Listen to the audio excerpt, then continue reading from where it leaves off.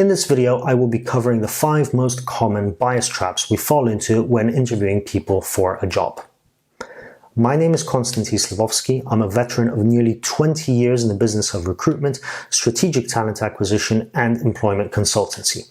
And here at the School of Hiring, I help organizations and managers be more strategic, efficient, and effective at engaging, interviewing, and hiring top talent. If this is what you're interested in, hit subscribe and let's get started. So to begin with, let's just admit that the human brain is lazy. Seriously, I mean, it really is. It spends most of its time looking for shortcuts when processing information. It is thus no surprise that in interviews, it does exactly that. Research has actually shown that unstructured interviews, which are by far the most common interview type across organizations, are often the least informative part of a candidate assessment. Even experienced interviewers may spend the first minute of an interview jumping to a conclusion about a person, and the rest of the time subconsciously looking to confirm that conclusion. I mean, seriously, how bad is that?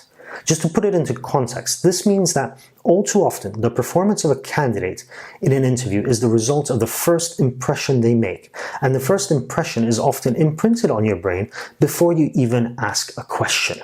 This is neither a fair nor a valuable assessment of a candidate, now is it?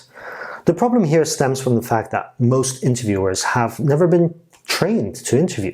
They take their own experiences from when they were candidates, maybe read what Google and Facebook do, write down some questions, look at the CV again, and then basically wing it. There's very little talk of interview structure, how interviews fit into a hiring process, how they represent the business, or setting outcome goals for interviews. So what should you do to become a better interviewer? Well, a lot, but I find that a good place to start is with recognizing your own bias. Now, there are many ways you can be biased. The trick is building enough self-awareness of this. In fact, it has been proven in multiple studies that simply knowing what biases you can fall into can help you identify your own biases. Pretty obvious, but there it is. So, what are the biases that occur most often during job interviews? Well, here are the top 5 based on scientific research and also my own experience. We start off with, at number 1, primacy, or a tendency to focus on first impressions. We just discussed this. At number 2, we've got contrast, which is rating candidates against one another instead of against a common standard. So basically, comparing candidates to each other rather than comparing them to the actual job you would want them to fulfill. Next, at number 3, we've got halo horn, which is, in simple terms, letting a single positive or negative trait overshadow all else. We all know the feeling of getting hung up on something. Well, this is basically it.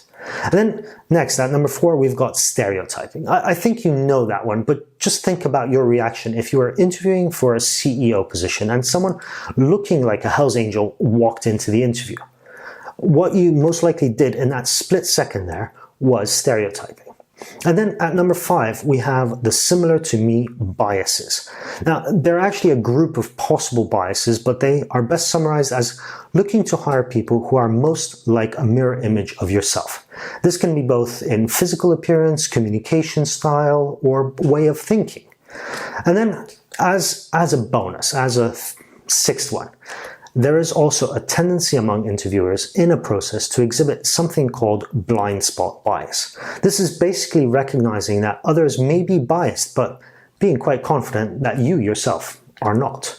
Now, my suggestion would also be to not only be aware of these biases, but to also discuss them prior to interviews and question yourself and other interviewers about them during a feedback and hiring decision meeting. Again, studies have shown that just having a simple bias recognition list provided to interviewers reduces the likelihood of biased outcomes.